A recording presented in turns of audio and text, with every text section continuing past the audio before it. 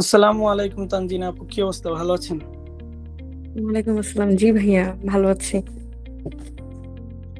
তো আপু, আপনাকে অসংখ্য ধন্যবাদ। প্রথমত সময় বের করে এসে এতক্ষণ ধরে মপগুলা শুনে যে হুম। আপনি আপনার গুরুত্বপূর্ণ এক্সপিরিয়েন্স শেয়ার করার জন্য বসে আছেন। অনেকে আছে যে ধরেন টাইম এন্ট্রি করছে বা এক্সপেরিয়েন্সের জন্য অনেক সময় আমরা বললেও যে অনেক সময় আচ্ছা ভাই করবো, আজ করবো কাল, আসে অনেকের অজুহাত, বাট আমি পরে আর বলিও না।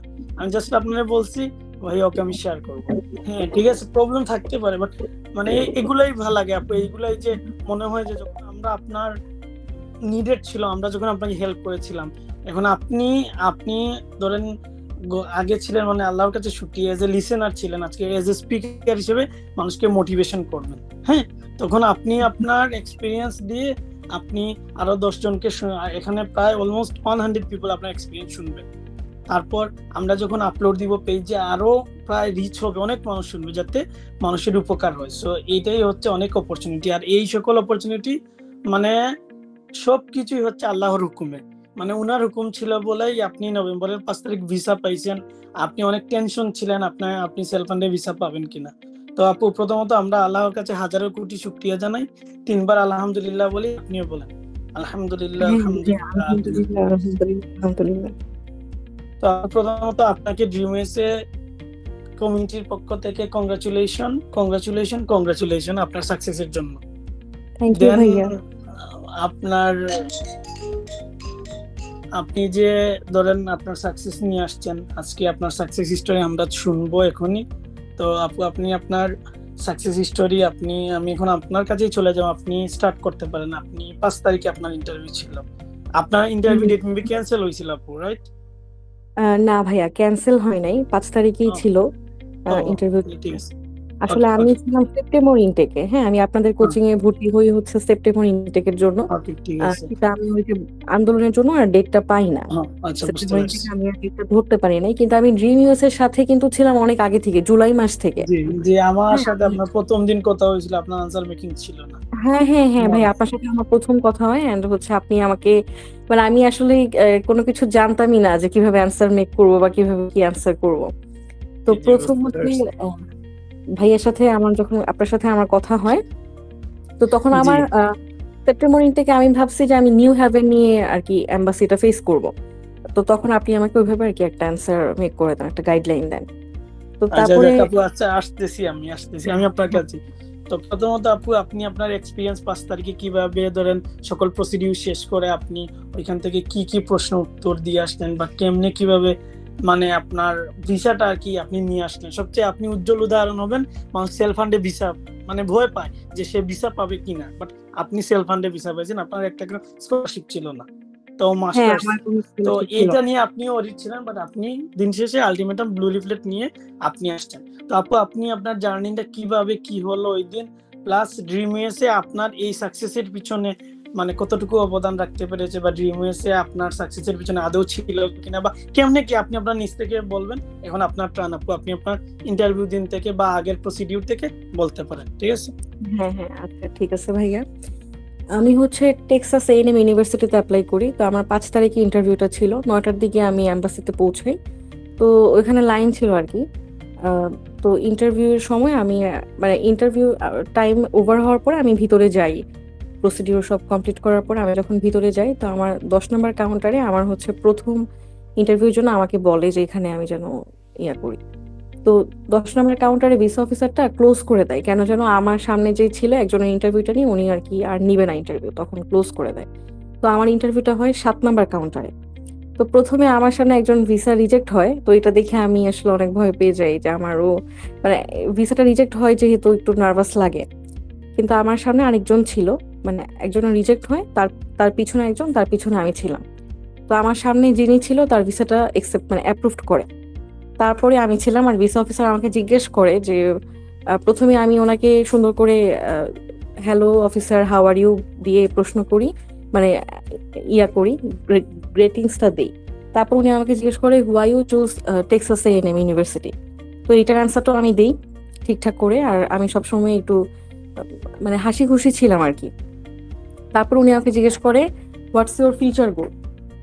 তারপরে আমাকে জিজ্ঞেস করে যে কতগুলো ইউনিভার্সিটিতে অ্যাপ্লাই করি, স্পন্সরের ব্যাপারটা জিজ্ঞেস করে, অ্যান্ড স্পন্সর কি করে এটাও জিজ্ঞেস করে। তো তারপরে আমার ভিসাটা আর কি অ্যাপ্রুভ করে দেয়। এই তো। আর ওভারঅল আমি একটু আহ, মানে অনেক ইয়া ছিলাম, আমার মনে হয়েছে যে হ্যাঁ আমার ভিসাটা হবে। যখন আমি ওনার সাথে কথা বলতেছিলাম আমার মনে হয়েছে যে আমার ভিসাটা হবে। আলহামদুলিল্লাহ আমার ভিসাটা হয়ে যায়। আর ড্রিম ইউএস এর ভাইদের সাথে আমি আসলে প্র্যাকটিস করি অনেক আগে থেকেই। আর প্র্যাকটিস করতে করতেই আসলে আমার মুখটা অনেক ইজি হয়ে যায়, মানে আমি ইন্টারভিউটা খুব ইজিলি বলতে পারি। এটাই আমার মনে হয়েছে যে আসলে আমি আগে থেকে প্র্যাকটিস করে আসছি দেখি আমি এখন ঠিকভাবে বলতে পারতেছি। এটাই আমার মনে হয়েছে আসলে তখন। কারণ আমি অনেকেরই দেখছি যে ভিসাটা রিজেক্ট হইতেছে, তারা হচ্ছে বোঝায় মানে বুঝতে পারতেছিলাম যে তারা সুন্দর করে বলতে পারতেছে না বা হচ্ছে মুখস্থ করে আসছে। কিন্তু এটাই আমার আসলে ফিল হয়েছে তখন। কনফিডেন্স থাকাটা অনেক ইম্পর্টেন্ট ছিল। এই তো। আচ্ছা আপু, ওই দিন নভেম্বরের 5 তারিখে মানে আশেপাশের পরিস্থিতি কি দেখলেন? মানে ভিসা হচ্ছিল বা ওই দিন আপনার কেমন আনসার বা নতুন কোনো কোয়েশ্চেন আপনি কি ওইখানে মানে ডিসকভার করতে পেরেছিলেন?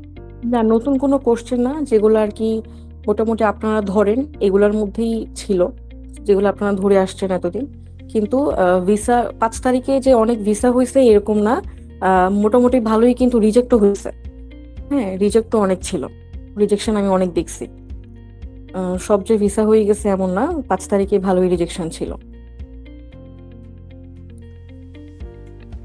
আচ্ছা ঠিক আছে। এখন আপু মানে আপনার কোয়েশ্চেন গুলা বা আপনার ইন্টারভিউ ডিউরেশন কতটুকু ছিল? 2 মিনিটও ছিল না, আমার ইন্টারভিউটা 2 মিনিটও হয়নি। আর আমার অ্যান্সার গুলা খুব মানে ছোট ছিল, যেমন why you choose Texas A&M, এটা আমার 3টা সেন্টেন্সের মধ্যে অ্যান্সারটা ছিল। কারণ আমার তো কোনো স্কলারশিপ ছিল না, তো আমি আর কি ডিরেক্ট বলে দিই 3টা সেন্টেন্সের মধ্যে ছিল। তারপর আমার যে ফাদারের ইনফরমেশন, এটাও আমি 2-3টা মানে 3টা সেন্টেন্সের মধ্যে শেষ করার ট্রাই করছি আর কি। তো আমার ইন্টারভিউটা অনেক অনেক অল্প সময়ে শেষ হয়ে যায়। আচ্ছা আপু, তো আপনার ধরেন মানে আপনার প্রসিডিউর মানে কবে শুরু করলেন, আপনার প্রসিডিউর কোন মান্থ বা কবে ডেট নিছি, এইগুলা সম্পর্কে একটু বলেন। আমি ডেটটা নিয়েছিলাম হচ্ছে জুলাইয়ের দিকে। আমার প্রথমে ডেট পাই আমি ফেব্রুয়ারির 5 তারিখে। তো তারপরে আবার রিস্কেডিউল করে আমি নভেম্বরের 5 তারিখে নিই ডেটটা। জুলাইয়ের দিকে আমি ডেটটা পাই আসলে, নভেম্বরের 5 তারিখে। আর আমি ইউএস এর জন্য আসলে ইউনিভার্সিটিতে অ্যাপ্লাই করা শুরু করি জুলাইয়ের দিকে, জুলাই সেপ্টেম্বরের দিকে। জুলাইয়ের দিকে আমি তখন সেপ্টেম্বর ইনটেকের জন্য ট্রাই করি, বাট সেপ্টেম্বর ইনটেক আমি ডেটটা পাই না।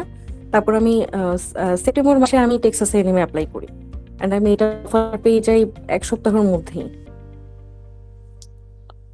আচ্ছা ঠিক আছে। এখন আপু আপনাকে মানে কোয়েশ্চন আসতেছে, তো আপনি কিছু উত্তর দিন, ঠিক আছে?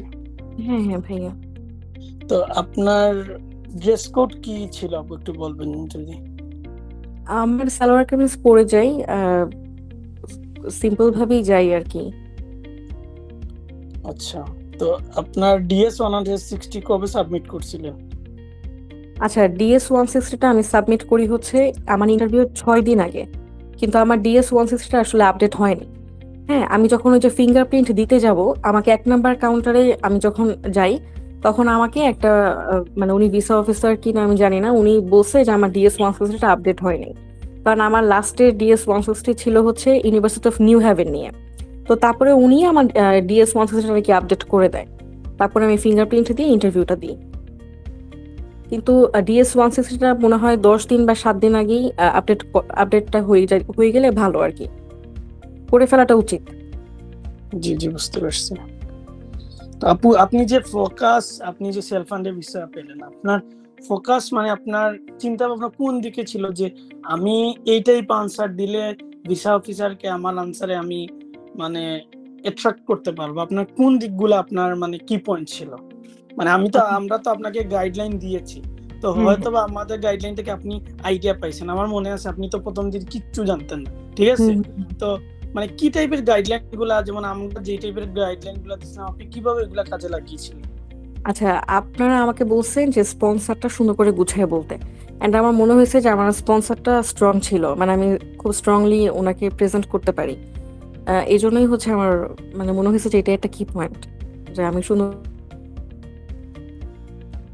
আমার বাবা হচ্ছে গভর্নমেন্ট জব করে, তো এটাই আমি ওনাকে আরো ডিটেইলে বলি।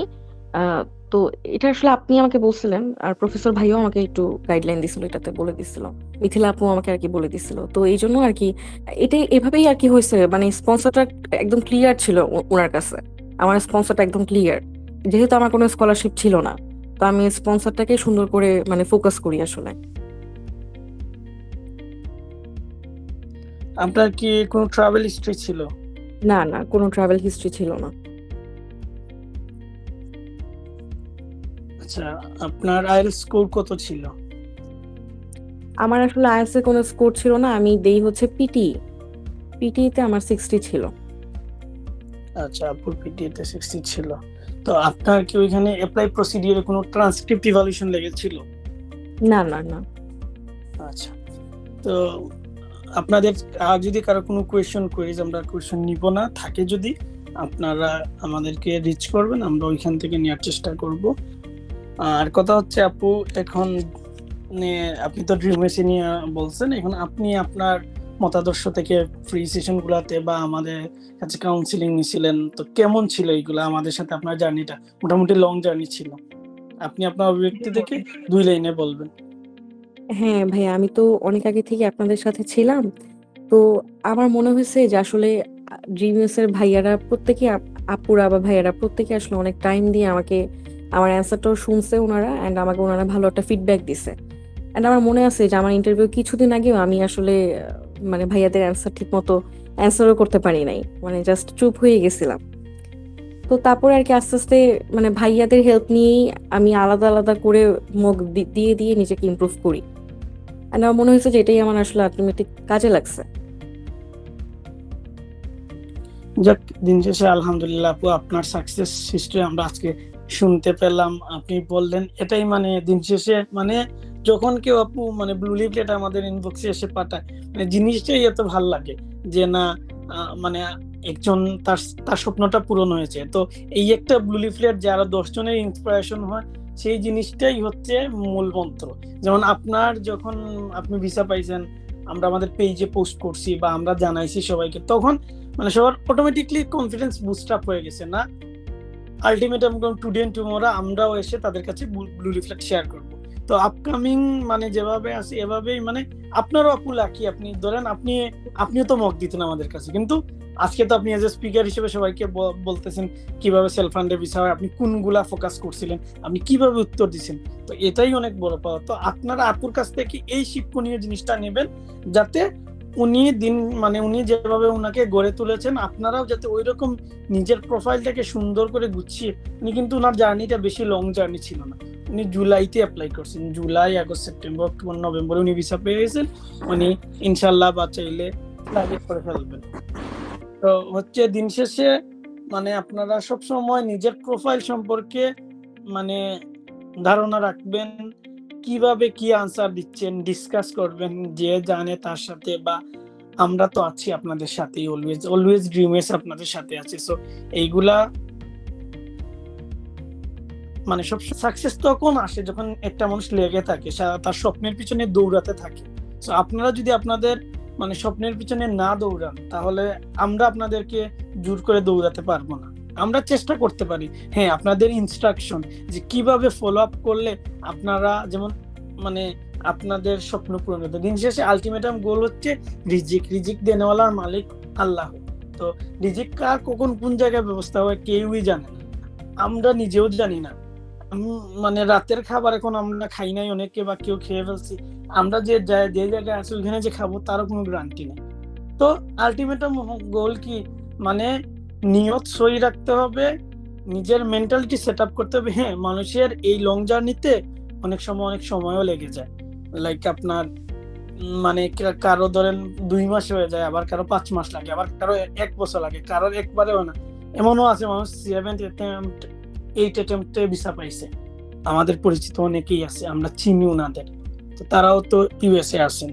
তো দিন শেষে মানে আপনারা স্কলারশিপ নাই, বিশেষ করে স্পেশালি মাস্টার্সদের ব্যাচেলর অনেকে স্কলারশিপ পেয়ে দাঁড়ান, বা অনেকের স্কলারশিপ থাকে। সো আপনারা ডিমোটিভেট হইেন না যে আমার স্কলারশিপ নাই, আমাকে কি ভিসা দিবে কি না। So, আপনারা ওই জিনিসটা ফলো রাখবেন যে মানে আপনারা যাতে আপনার প্রোফাইল করবেন, হ্যাঁ, অনেকে এজেন্সি থ্রোতে করান বা যে যার মতো করেন, কেউ সেলফ মানে নিজে নিজে করেন। তবে ডিএসটা সবচেয়ে সুন্দরভাবে কিভাবে নিখুঁতভাবে ফিল আপ করা যায়, মানে আপনার প্রত্যেকটা মানে অনেক সময় 100 বার চেক করার পরেও ডিএসএ ভুল বের হয়ে যায়। তো আপনারা ওই জিনিসটা ফলো আপ রাখবেন যে আপনাদের ডিএসএ মানে কোনো মানে এই ডিএসএ ছোটখাটো ইনফরমেশন ভুলের কারণে এগুলো আমরা পরে এসে বুঝি। আপনারা যদি এজেন্সি দিয়ে করেন তাদের বলেন আমাদেরকে অ্যাটলিস্ট 15 দিন আগে আমাদের ডিএসটা দেখাইয়েন আমাদের। আপনি আপনার ইনফরমেশন দরকার, আপনি নিজে গিয়ে ওইখানে উনি যখন ফিল আপ করতেছে আপনি নিজে গিয়ে ওনার সামনে আপনি ফিল আপ করবেন। তো এইগুলাই আপনারা মানে চেষ্টা করবেন। আর কথা হচ্ছে দিন শেষে লেগে থাকতে হবে, লেগে না থাকলে কিছুই হবে না, আমরাও আপনাকে কিছু করতে পারবো না। সো মানে স্বপ্নের পিছনে দৌড়ান, ড্রিম ইউএসএ মানে স্বপ্নের ইউএসএ ইনশাল্লাহ। আমরা মানে সবাই এই জিনিসটা রাখি যে আমরা ইউএসএ গিয়ে টাইম স্কোয়ারে আড্ডা দিব, টাইম স্কোয়ারে গেট টুগেদার করবো, ড্রিম ইউএসএর বড় একটা কমিউনিটি হবে ওই জায়গায়। তখন তো দেখতেই সুন্দর। আপনারা যেমন আমাদের ইনবক্সে তরিকুল ভাই আমি এই জায়গায় আছি, ড্রিম ইউএসএর কাছে ছবি পাঠানো, ওই যে আমাদের রায়হান আছে, তো রায়হান যখন আমাদের মানে পার্সোনালি ভিডিও করে দেয় ভাল লাগে। মানে গত বছর রায়হান এ সময় আমাদের সাথে ছিল, আজকে তো ইউএসএ আছে, ভাল লাগে যে ভাইয়া আজকে এই জায়গায় যাচ্ছি, কালকে ওই জায়গায়, মানে দেখতেই ভাল লাগে। আমি আমার অ্যাসাইনমেন্ট করতে মানে হ্যাঁ স্ট্রাগল করতে হচ্ছে, কিন্তু স্ট্রাগলের বাইরে দিন শেষে আমাদের একটা থিওরি, আপনি কান্না করলেও গিয়ে ইউএসএ গিয়ে কান্না করেন, আপনার স্বপ্ন পূরণ করার পর কান্না করেন। স্বপ্ন পূরণ করার পর কান্না করলে ওই কান্নাটা গায়ে লাগে না, কিন্তু স্বপ্ন পূরণ না করার চেষ্টা করে যদি কান্না করেন ওইটা হচ্ছে বৃথা কান্না। সো চেষ্টা করতে হবে, লেগে থাকতে হবে, আর অলওয়েজ আমরা আছি, ড্রিমস আপনাদের পাশে থাকবে। তো অনেক সময় অনেক কথা বলে ফেলি, তো আমরা চেষ্টা করি, হ্যাঁ আমরা চেষ্টা যে আমাদের কাছে যেমন আমরা মানে টেক্সট আসে আমরা রিপ্লাই দিতে লেট হয়ে যায়, কারণ কথা হচ্ছে যে একসাথে তো রিপ্লাই দেওয়া সম্ভব না। তো আমরা চেষ্টা করি আমাদের যে সময় যে যেভাবে পারি আমরা চেষ্টা করতেছি যাতে আপনাদেরকে আমাদের বেস্ট সার্ভিসটা দেওয়ার জন্য। তো আপনারা অলওয়েজ লেগে থাকবেন ইনশাল্লাহ। টুডে এন্ড টুমরো আপনি গিয়ে ব্লু লিফলেটের ছবি পাঠাবেন, আপনি টাইম স্কোয়ারের ছবি পাঠাবেন, না হয় আপনি গিয়ে মানে আপনার ফেভারিট প্লেস যে কোনো স্টেটে গিয়ে ছবি দিবেন, ইউনিভার্সিটির সামনে তুলে দেবেন। এইগুলা দেখে আপকামিং যারা আমাদের ভাই ব্রাদার সিস্টাররা আসবে তারা মোটিভেট হবে। সো মানে লেগে থাকেন ইনশাআল্লাহ, সামনে আরো ভিসা হবে। মানে কথা হচ্ছে আপনারা লেগে থাকতে হবে, না লেগে থাকলে কিছুই হবে না। এইটাই আমি বারবার বলতেছি। মানে বিদেশ কে যায়, মানে যে জেনুইন ভাবে স্বপ্ন দেখে সে কিন্তু বিদেশের ভিসা টুডে এন্ড টুমরো। অনেকে এই দেশ থেকে রিজেক্ট, ওই দেশ থেকে রিজেক্ট, কেউ আছে সবসময় রিজেক্টের একটা, আপনার ইউএসএ হলো না, আপনার অন্য জায়গায় রিজেক্ট, আপনার অন্য জায়গায়। যেমন আমাদের অনেক স্টুডেন্ট আছে, যেমন ধরেন আমাদেরকে জানাচ্ছে যে আজকে আমার এই জায়গায় তরিকুল ওই 2-3 দিন আগে একজন ভাই আমারে নক করতেছে, গত বছর উনি রিজেক্ট হয়েছে, ওনার ডেনমার্কের ভিসা হয়েছে, এর কদিন আগে একজন হাঙ্গেরির ভিসা হয়েছে, একজনের লিথুনিয়ার ভিসা হয়েছে। মানে দেখতেই তো ভালো লাগে, তরিকুল ভাই এখনো আপনাদের কথা মনে পড়ে, আপনারা আমাদের হেল্প করছিলেন। তো এই জিনিসগুলাই হচ্ছে কি আমাদের জন্য আমরা চিন্তা করি, এগুলো আমাদের জন্য ব্লেজিং। একটা মানুষ তো আমাদের সাথে মানে তার দরকার ছিল তখন আমাদের কাছে হয়তো আমাদের সাথে ক্লাস করছে বা মক দিছে বা ফাইল প্রসেস করছে, যেইটাই হোক সে তার করে গেছে, কিন্তু দিন শেষে সে কি মানে আমাদেরকে মনে রেখেছে। আমরাও চাই আপনাদেরও মনে রাখতে। আর আপনারা আছেন বলেই ড্রিম হয়েছে, আপনারা নাই মানে ড্রিম হয়েছে নাই। তো আপনারা সবসময় সুন্দর করে কন্ট্রিবিউট রাখবেন, কন্ট্রিবিউট রেখে ইনশাআল্লাহ আমাদের বড় একটা কমিউনিটি হবে আল্লাহ তৌফিক দিলে। তো সবাই সবার জন্য দোয়া করবেন। সো তানজিনা আপু। জি ভাইয়া। তো আপনাকে আবারও অসংখ্য ধন্যবাদ সময় বের করে এসে এক্সপিরিয়েন্স শেয়ার করার জন্য। ইনশাআল্লাহ যেভাবে ডিএমএস তে ছিলেন অলওয়েজ থাকবেন এই আশা রাখি। আর আল্লাহ আপনার যাত্রাটা সুন্দর করুন, সুস্বাস্থ্যভাবে গিয়ে ইউএসএ পৌঁছান, এই দোয়াটাই আমরা করি। আমাদের জন্য দোয়া করবেন। জি ভাইয়া অবশ্যই। ওকে, তাহলে আপনি ইনশাআল্লাহ কথা হবে। হ্যাঁ, ভালো থাকবেন। আচ্ছা, আসসালামু আলাইকুম। ওয়ালাইকুম আসসালাম।